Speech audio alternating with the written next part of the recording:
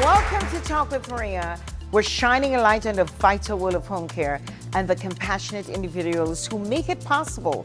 Today we are talking about caregiver wellness and the need to support the unsung heroes of home health care. With me is Miss Donna Apicella. She's been a nurse for over 25 years. Welcome, Donna. Thank you, Maria. I'm very happy to be here today. I am so happy to have you. From our first conversation right from the start, I knew in my heart that you were a great nurse. You were contributing so much to the community. Tell us a little bit about you and how you became a nurse. Well, I think it goes back to my childhood and my genetics. My grandmother was a Red Cross nurse. Oh, nice. And I have a picture of her, and she actually wore a white uniform and a hat. So I think it basically starts like from your roots.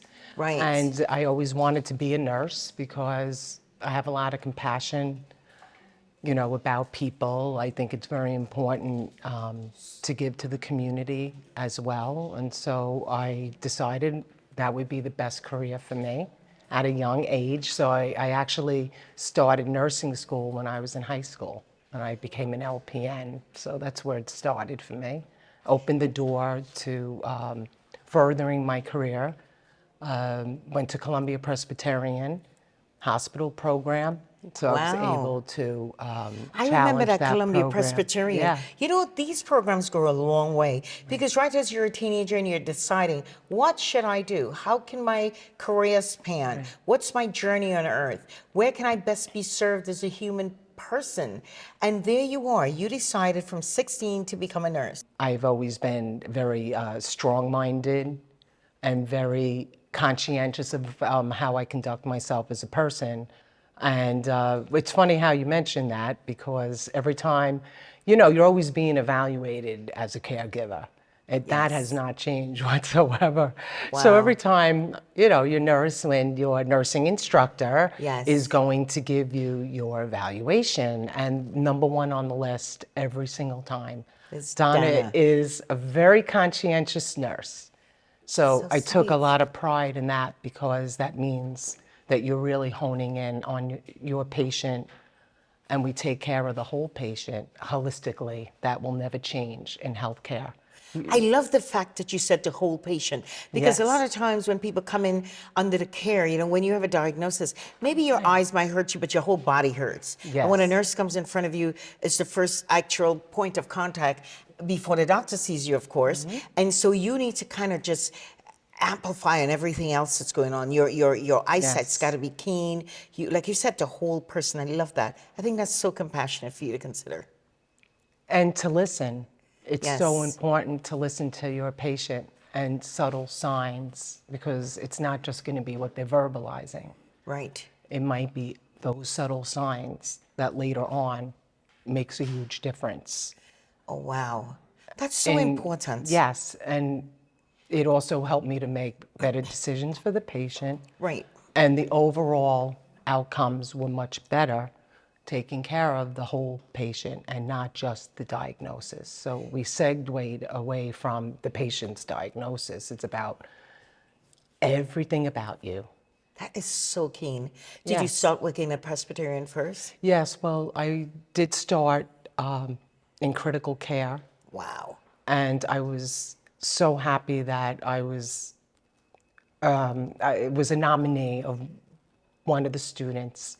Nice. Because I excelled in the critical care, and I was able to take care of an open heart patient. Wow. So I was able to follow the patient preoperatively during the actual operation, and then I saw her afterwards, which was amazing, and the connection was just phenomenal. And she was a teacher. So that really resonated with me later on, that I said, you know, I just loved her so much, and we connected like on a level that I can't even tell you. Wow. And you never forget that experience. So I can well imagine, not only did you save her life, but you were able to continue a relationship with her. Yes, I did. That later, you know, being a teacher and being a nurse, it's very vital in today's world. I think every nurse has to understand that she's a teacher as Yes. well, because, you know, you're always being looked at, number one, Right. as we know. Yes. And it's very important because everyone is looking at you. So it's the way you conduct yourself, and that you will be a better example to the newcomers that are coming in, like the home Yes. health Caregivers, students. yes. Yes, the caregivers. That's important. And as a home health aide, when you stand in front of a class and you disseminate that information, they're Yes. taking every word out of your mouth. They They're watch taking it you. with you. Yes, they They do. watch every move. Yes. So you moved on from Columbia Press. What was your Yes. next spot? And, well, I did continue to work in the hospital in critical Critical care. care. Very important. And Very I hard really work. liked going around to all the units as a float nurse also, Yes. because it gave me a really broad experience. Nice. So that's where I was for a while. That's interesting. You seem to have Yes. enjoyed every moment. And I of course, loved it. knowing that your grandmother was in Yeah. the back of you floating around, you better be a Yes. good nurse. Yes. Yes. Did you graduate with your cap? Yes, I had my cap. I have Yes. several caps from Nice. each program. Oh, So very nice. I still have them in my curio. They're Wow. very special to me. The good nurse that you are. Yes, and you know, although I didn't win that award, I was the runner-up for that one. So Wow. it was nice to get that recognition as well, because that's important. Because you know, you want to be recognized as for Yes. things that you do that are, you know, very helpful to the patients and the families also included as well. Nice. We can't exclude the family. Right. So now you found yourself teaching Yes. as an educator. Well, that was starting a while back. So I did have a little experience, but not Yes. on the level of being licensed now, Right. which Now your license, it's a another great hat in your accomplishment. feather in your cap. Yes. Very nice, Donna. So Yes. now you're teaching the home health aides, Yes. and you are experiencing and sharing all this wonderful, knowledge that you've picked up along the way with the home care Right. world. How does that Yes. feel? Well, I have to tell you, there's no career that could be more rewarding than being in healthcare and being a nurse. You feel so accomplished at the end of the day. Yes. Even on the days where you just felt like things weren't going as well as you wanted them to. But you connect with people, and that's what it's all about, is connecting, and that makes you a better caregiver as well. And you lead with your heart. So if your heart is in it, then I think it connects to, you know, the way you're going to be as a person, being mindful, and understanding what your patient's going through. If your heart's in it, you're in Yes. it. This is Maria from the Talk with Maria show. We have to take a short break. When we return, we'll continue conversation with Donna. We'll be right back. Thank you.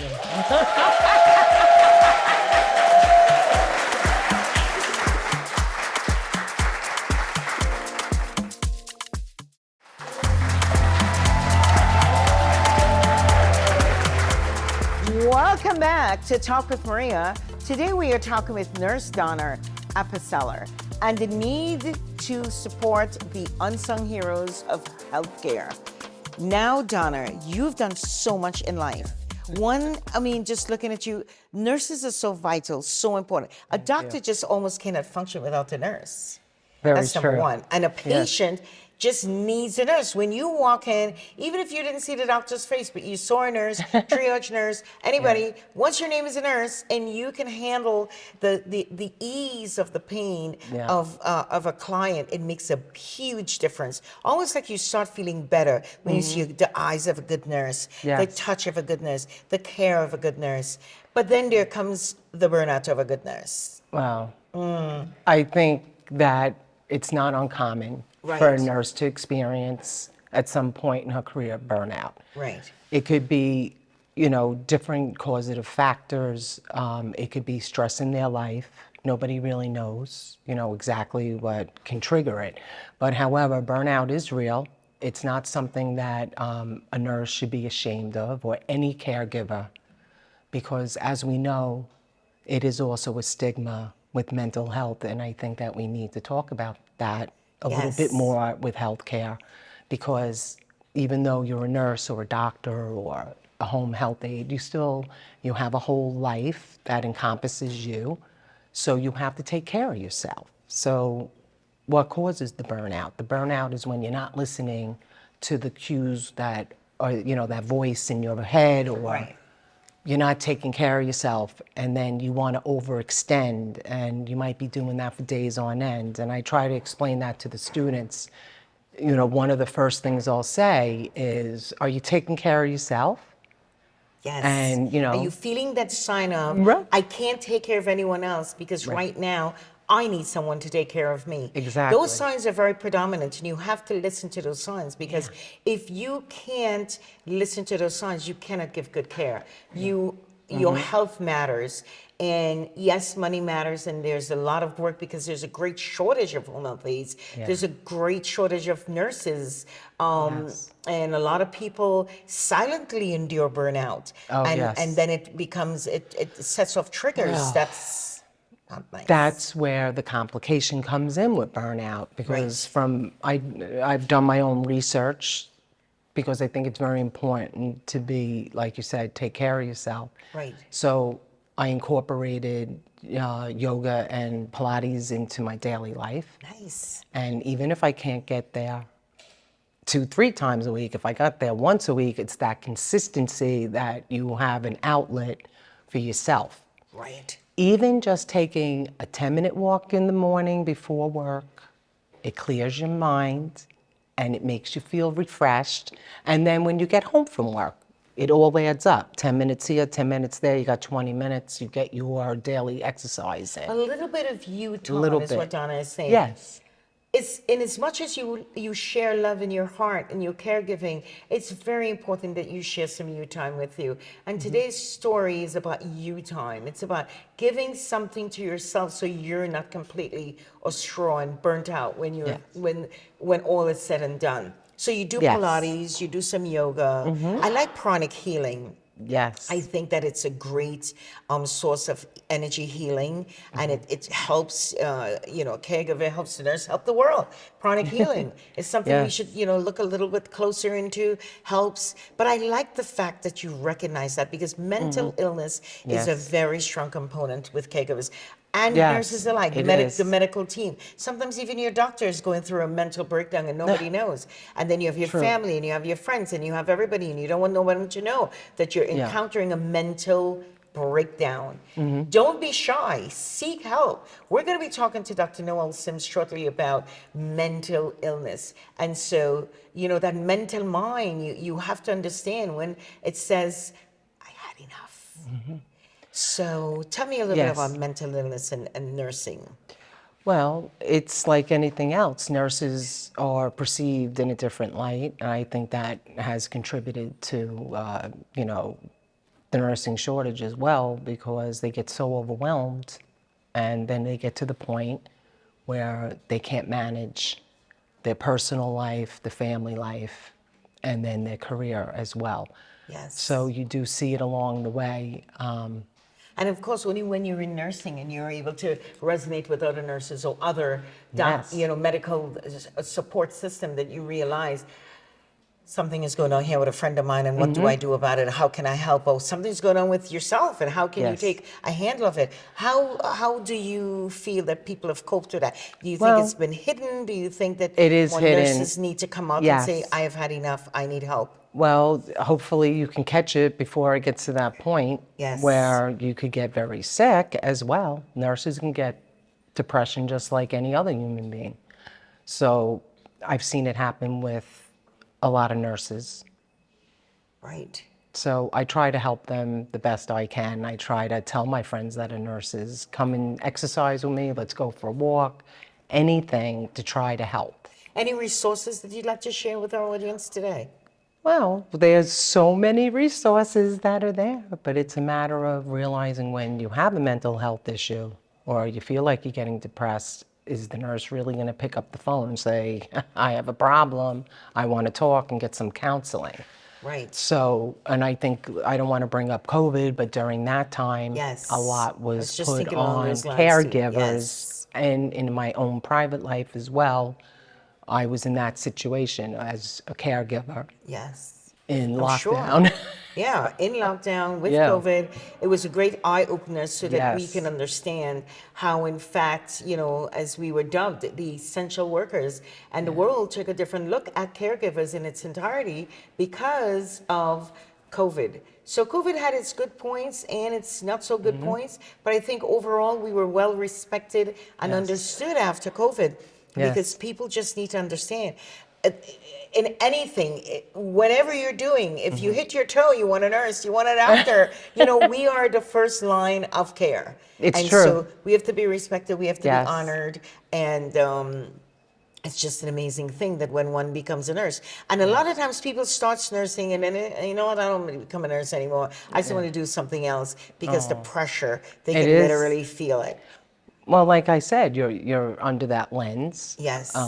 You have to be, on it every time you go to work. You have to Yes. be with the program, and it could affect you, and Right. you don't want to affect your career as well. So you want to keep yourself as well as possible, so you'll function better.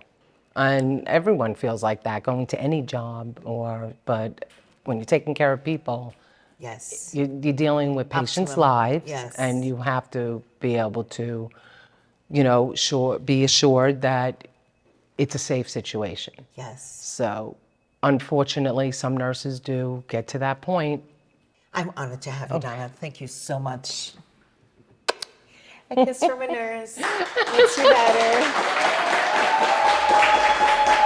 Thank you. We have to take a short break. We wish Donna the best. When we return, thank we'll you. meet with a CNA graduate, and her name is Naphtali Baru. Thank you, Donna. Thank you.